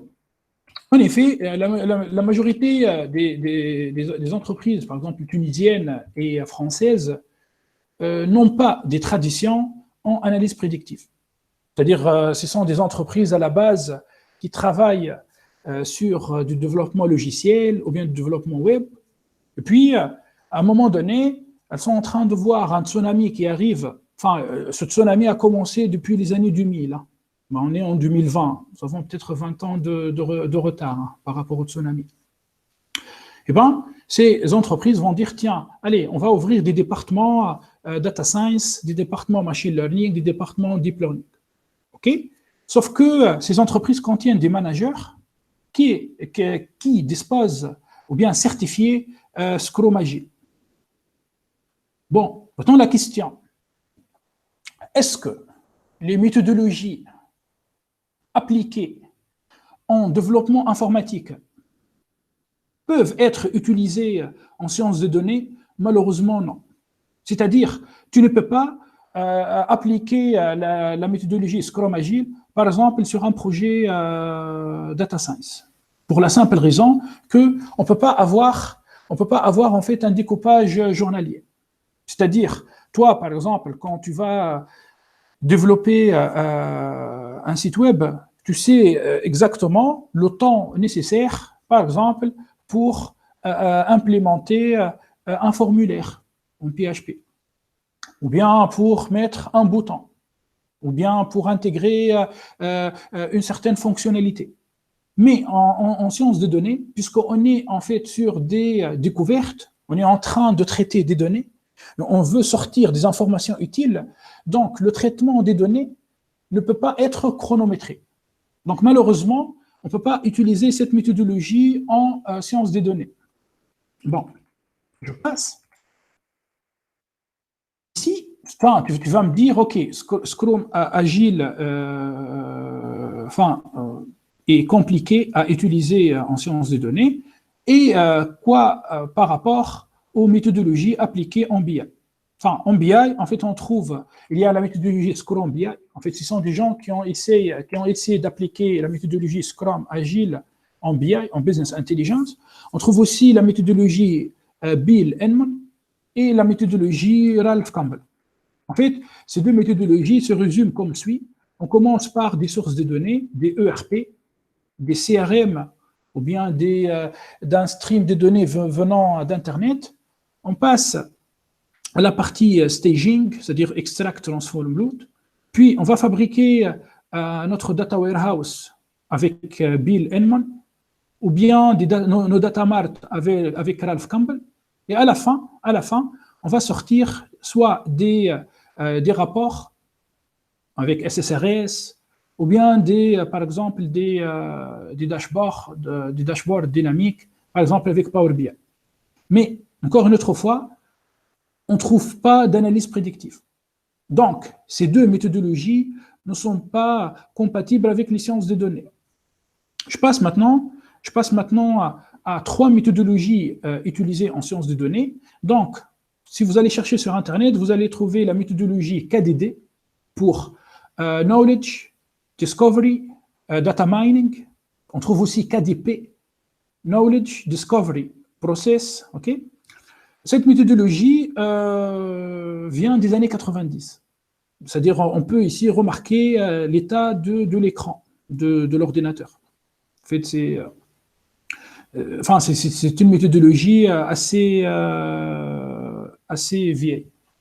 Donc, on commence par une base de données. À partir de cette base, on va sélectionner des données cibles, puis on va préparer les données, puis on va appliquer notre data mining pour extraire des informations et avoir des connaissances. Malheureusement, cette méthodologie ne contient pas ou bien n'intègre pas la partie collection des données. N'oubliez pas que dans les années 90, il n'y avait pas Internet.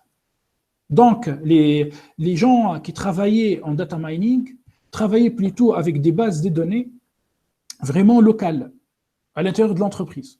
Mais maintenant, avec l'avènement d'Internet et des réseaux sociaux, on est obligé d'intégrer une étape où on doit collecter des données. Bon, à cet égard, l'entreprise IBM a développé sa méthodologie CRISP-DM, en fait CRISP-DM pour Crisp Data Mining, d'accord?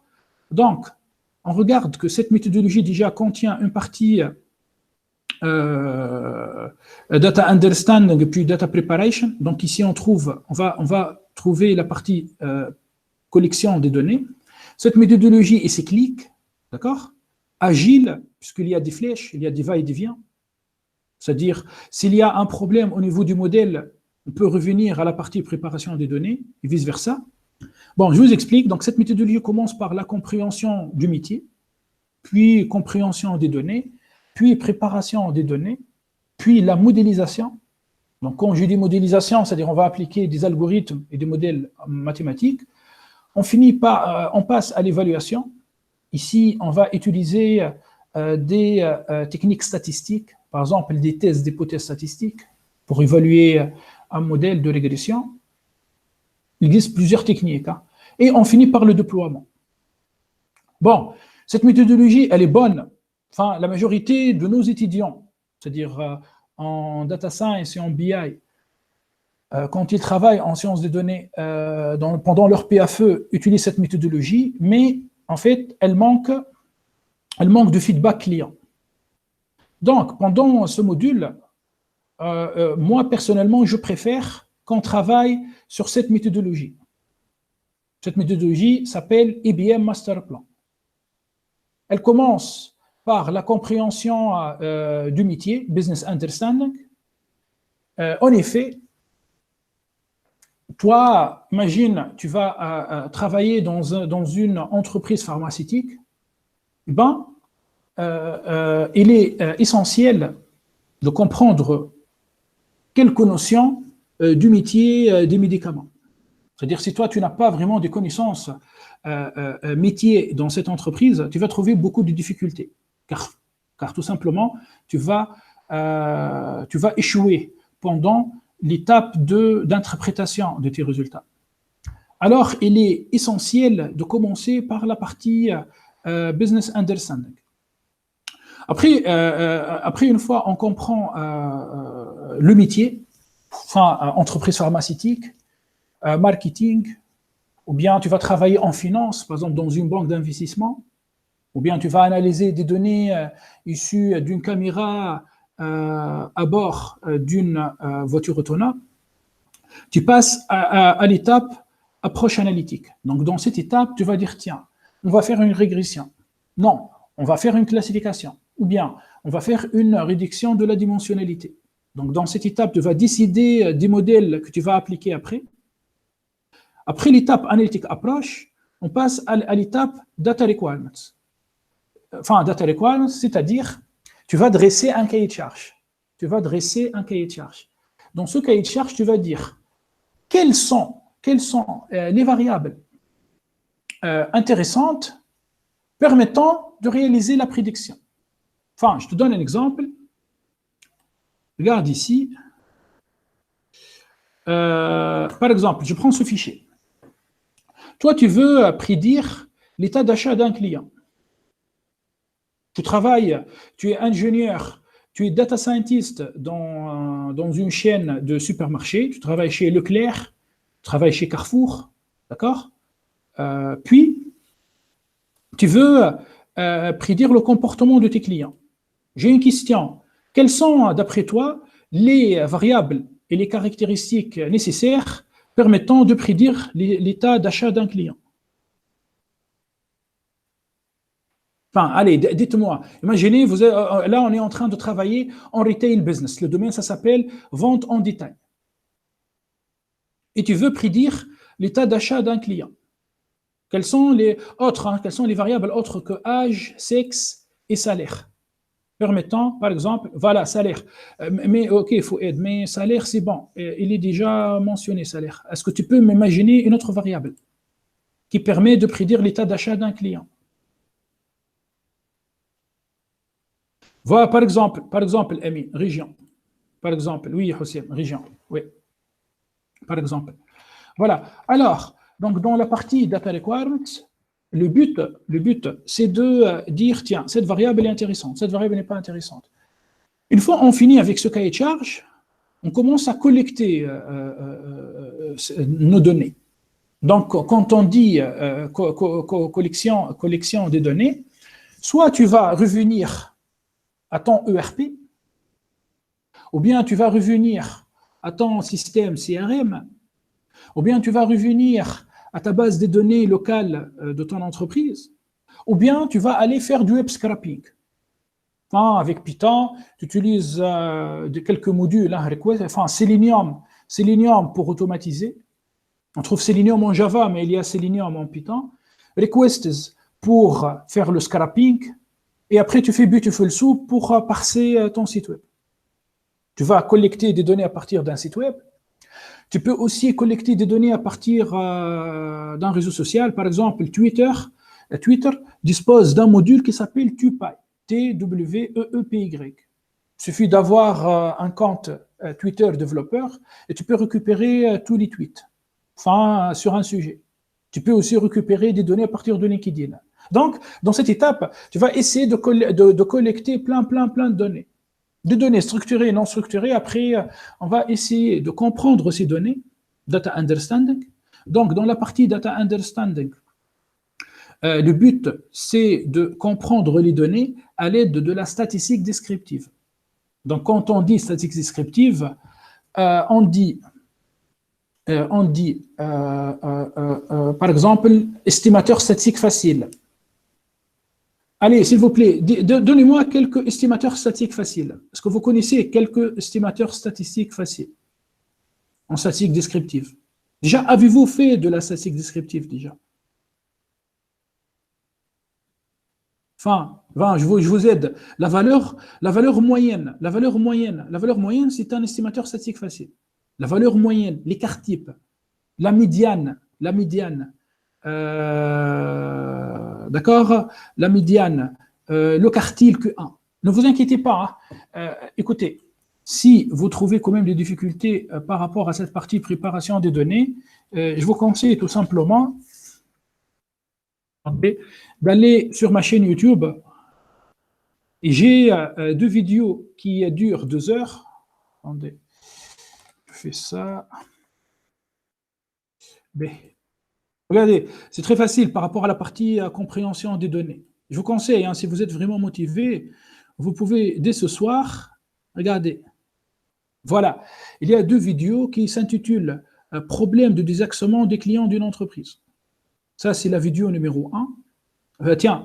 Voilà, problème de désaxement des clients d'une entreprise. Churn problem. Ça, c'est la vidéo numéro 1 et ça, c'est la vidéo numéro 2. En fait, je traite dans ces 2 vidéos, je traite la partie data understanding. D'accord? Voilà. Les 2 vidéos durent 2 heures et j'utilise Python.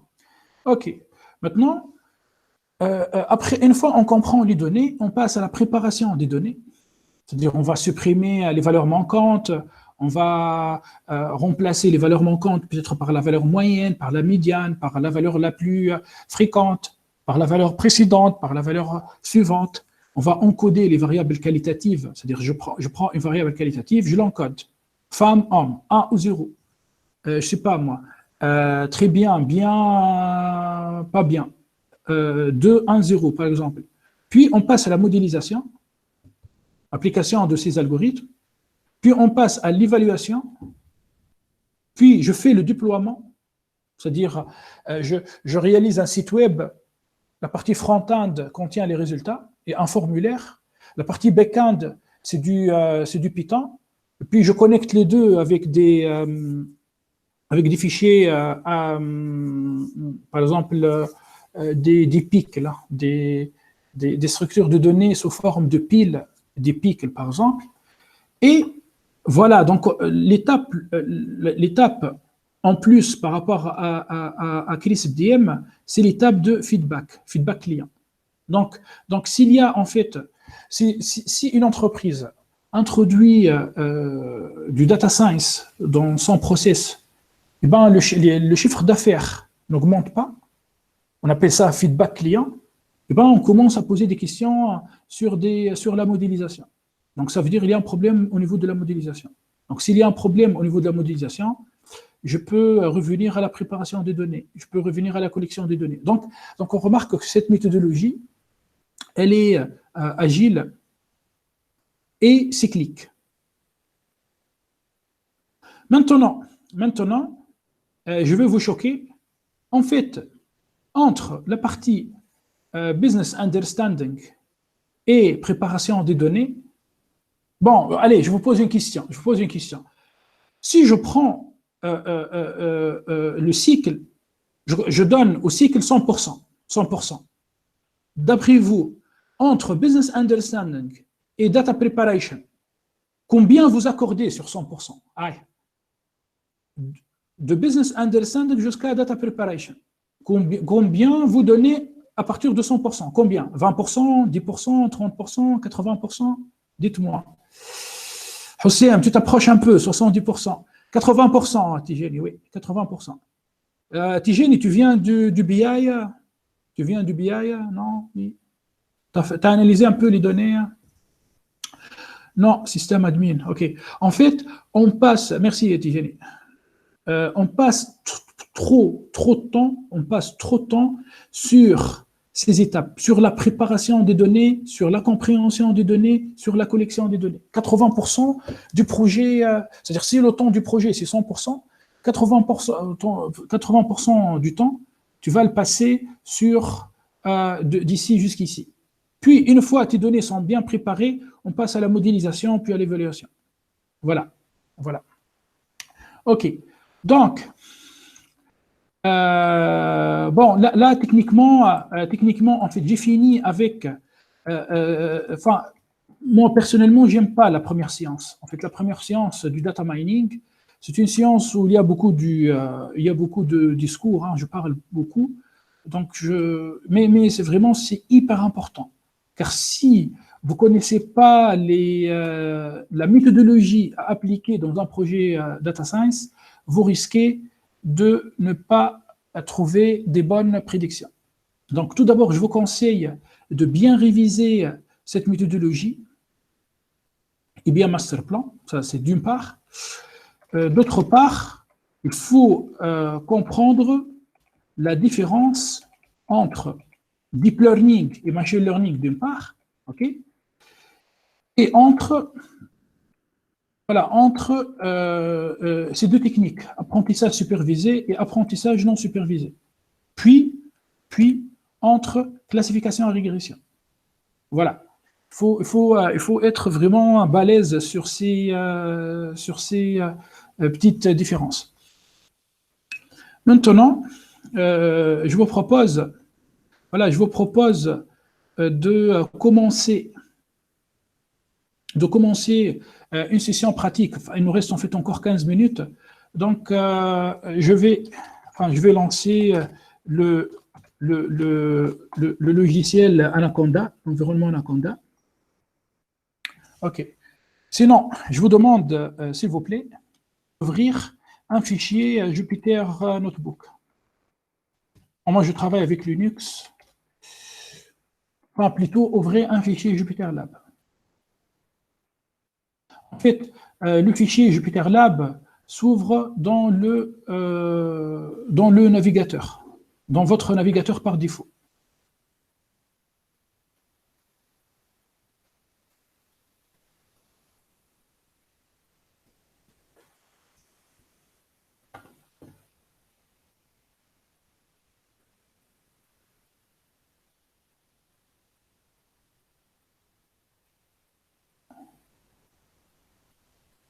Il est assez lourd, l'environnement. Moi, d'habitude, directement, j'ouvre JupyterLab. Bon, je vais vous montrer l'environnement. Anaconda. Voilà. Donc, quand toi, tu vas installer l'environnement Anaconda, tu vas finir par ce résultat. Donc, qu'est-ce qu'on trouve dans Anaconda? On trouve en fait plusieurs outils et plusieurs environnements à développement intégré. Ok, je commence en fait. Alors, on va trouver Spider. Spider, en fait, c'est un environnement de développement intégré pour Python. Spider, c'est un environnement utilisé souvent par des mathématiciens et des physiciens, d'accord, par des scientifiques. On trouve ici VS Code, hein, le fameux VS Code. C'est-à-dire, si toi, tu veux lancer tes codes avec cet environnement de développement intégré, on trouve RStudio. Enfin, je vous rappelle que historiquement, les statisticiens utilisent et utilisent encore le langage de programmation R pour analyser leurs données. À cet égard, dans Anaconda, on trouve RStudio. On trouve un Qt console, c'est-à-dire c'est un environnement de développement intégré léger pour Python, d'accord? Puis, on trouve ici Jupyter Notebook et Jupyter Lab. Nous, qu'est-ce qu'on va faire? On va travailler avec Jupyter Lab, car Jupyter Lab contient toutes les fonctionnalités de Jupyter Notebook et il ajoute d'autres fonctionnalités, comme la possibilité d'intégrer du code en JavaScript. Puis, on trouve Gloviz. Gloviz est un logiciel qui permet de tracer des millions de données. Imaginons, toi, tu disposes d'un fichier qui fait 500 mégas, 1 giga de données. Tu as, par exemple, 15 millions d'observations. Et bien, avec Gloviz, tu peux facilement représenter ces données. Et on trouve Orange 3. Orange 3, c'est un outil gratuit de BI. C'est-à-dire qui permet l'intégration des données gratuitement. Bon, à la limite, tu vas me dire, mais bon, moi, j'utilise Talend. SSIS, ce n'est pas gratuit. Tu peux installer SSIS, tu peux travailler avec SSIS, c'est un outil Microsoft, si tu ne dépasses pas 5 ou 6 gigas. Mais si tu commences à traiter des données 20 gigas, 40 gigas, il faut avoir une licence pour SSIS. Ben, Orange 3, c'est un outil complètement gratuit. Voilà. Donc, l'environnement Anaconda permet vraiment d'avoir dans un même environnement et d'une manière isolée vraiment tous les outils nécessaires pour un data scientist, c'est-à-dire quelqu'un qui analyse des données, qui fait du BI, qui intègre des données et qui réalise des analyses prédictives. Après, toi si tu veux, par exemple, si tu veux, par exemple, installer un module, c'est simple, il suffit d'aller ici, dans Environnement. Tu peux en fait écrire le nom de ton module, par exemple, j'écris Keras, et tu peux installer ce module. Bon, ça, c'est par rapport à Anaconda. Donc, maintenant, pour le lancement, tu peux lancer Jupyter Lab à l'intérieur de Anaconda, Jupyter Notebook aussi, sauf que c'est un peu lourd. Donc, sinon, moi, personnellement, j'utilise en fait en ligne de commande. Je travaille avec Linux, donc j'utilise Jupyter Lab en ligne de commande. Toi, qu'est-ce que tu peux faire? Tu peux cliquer sur l'invité de commande qui se trouve à gauche de ton PC sous Windows, et tu cliques Jupi, tu peux avoir Jupyter Lab ou bien Jupyter Notebook. J'espère que vous n'avez pas rencontré de difficultés par rapport au manuel d'installation envoyé hier. OK. Donc, maintenant, quand tu allumes Jupyter Lab dans ton environnement, dans ton navigateur, tu peux aller à File, ici, File, New, et tu cliques sur Notebook. Tu cliques sur Notebook. D'accord? Donc, ça va te demander le kernel, le noyau. Bon, toi, je pense que tu vas trouver uniquement Python 3. Moi, personnellement, j'utilise C++ et Visual Python. Puis, je fais un peu de physique. Et avant, je faisais du C++. Bon, je fais du Python 3. Voilà. Donc, maintenant, je peux écrire du code. Enfin, on va commencer avec notre première ligne de code. Donc, dans Jupyter Notebook, dans Jupyter Lab, tu viens dans cette cellule dans cette cellule, tu écris par exemple 4 plus 4, et tu exécutes comme ça, Shift Entrée. Voilà, tu obtiens 8. Voilà. Allez, maintenant, comment on fait pour créer plusieurs cellules? Donc, il suffit de cliquer sur plus. Voilà, donc tu viens ici, tu vas ajouter plusieurs cellules. Plus, ok? Maintenant, pour, enfin, comme l'habitude, comme la tradition dicte, on commence en fait à apprendre un langage de programmation avec Print Hello World. Donc voilà, donc je viens ici, j'écris dans une cellule avec code, j'écris Print Hello World, je fais Shift Entrée, et bien Python me permet d'afficher Hello World. Maintenant, si tu veux changer la nature de cette cellule, tu cliques sur la cellule et tu cliques sur ce menu de roulant. Donc tu as Row et Markdown. Bon, si je change la nature de cette cellule vers Markdown, j'écris, je mets un dièse, hashtag, et j'écris par exemple chapitre 1. Je vais en bas, hashtag, puis j'écris introduction. Je vais en bas, j'écris aujourd'hui, nous avons commencé à étudier le data mining. Mais j'exécute Shift Entrée, bam. Donc j'obtiens en fait chapitre 1, introduction. Apparemment, tu as compris. Hein. Ce hashtag, ça représente quoi en HTML?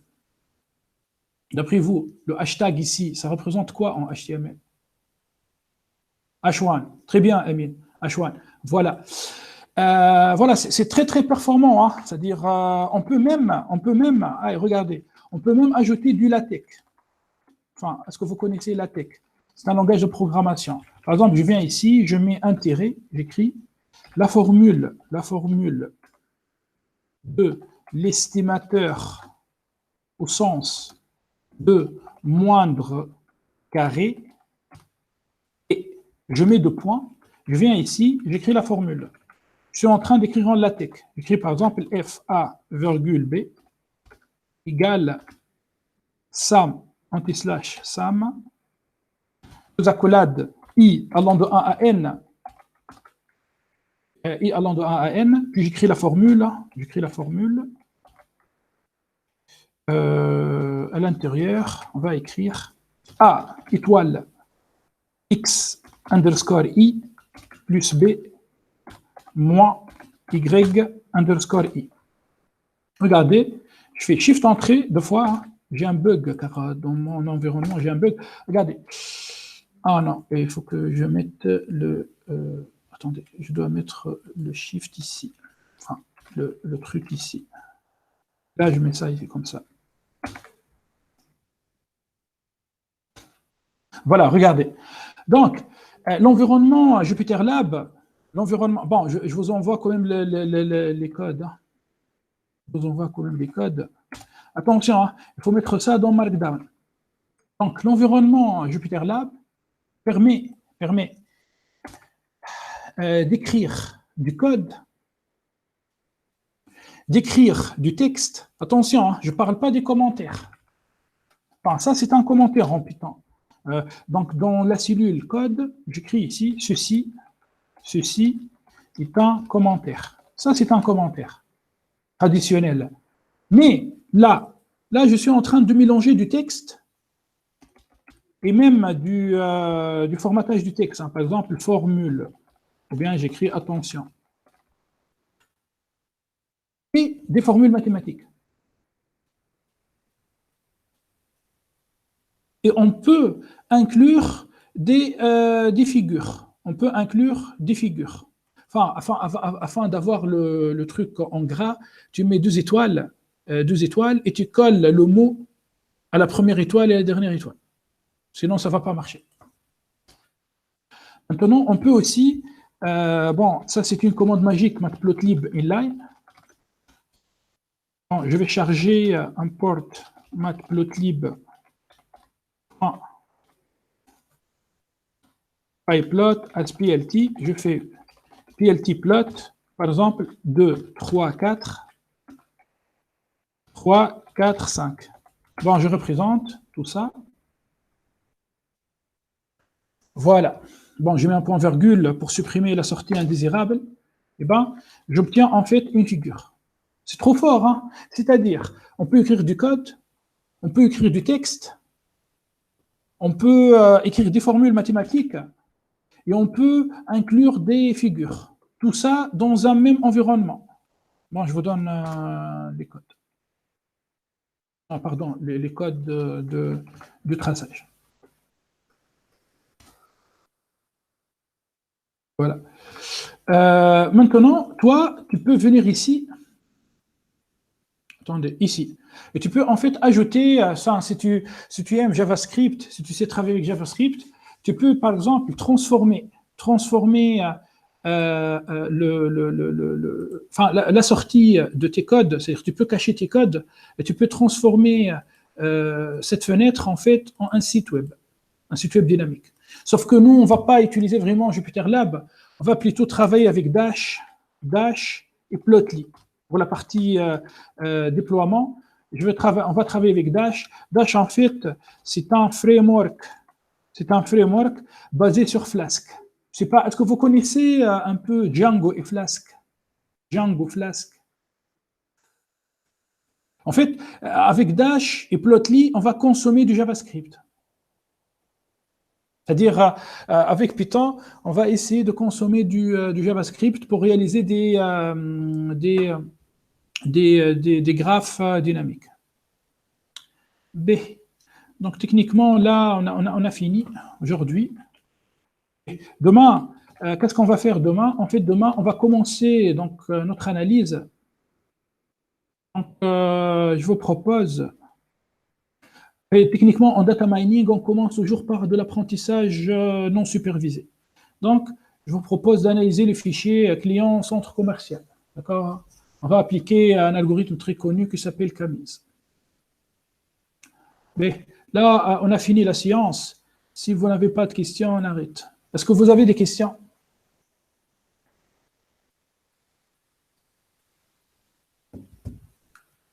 Non, c'est bon. يا جماعه ثم شكون اللي ثم شكون يعرف يعمل بيتون ما قولوا لي تو انتم السيز اللي حاضرين مثلا ايش تعرفوا مثلا في اللي لونغاج بروغراماسيون شكون فيكم بروغرام قبل بالاير مثلا qui sait programmer avec R qui a eu une expérience avec R par exemple avec نعرف كلكم جافا كلكم جايين من جافا سي بلس بلس امين انت عمركم عملت ايرا به شكون اللي عمل بيتون ثم حد فيكم qui a développé avec Python به اوكي dans tous les cas ننصحكم كان تحبوا الليله ايش تعملوا الليله ان فيت ثم الشين نتاعي هذا يوتيوب ثم دو فيديو بروبليم دي ديزاكسومون 1 بروبليم ديزاكسومون 2 ماخذ فيشي فيها دي دوني نتاع انتربريز و جابليك ليتاب داتا اندرستاندينغ دونك انت اش تعمل حط لي دو فيديو ايساي دو فوالا دو كومبروندر به allez جماعه s'il n'y a pas de questions on va arrêter ici bon arrêter l'enregistrement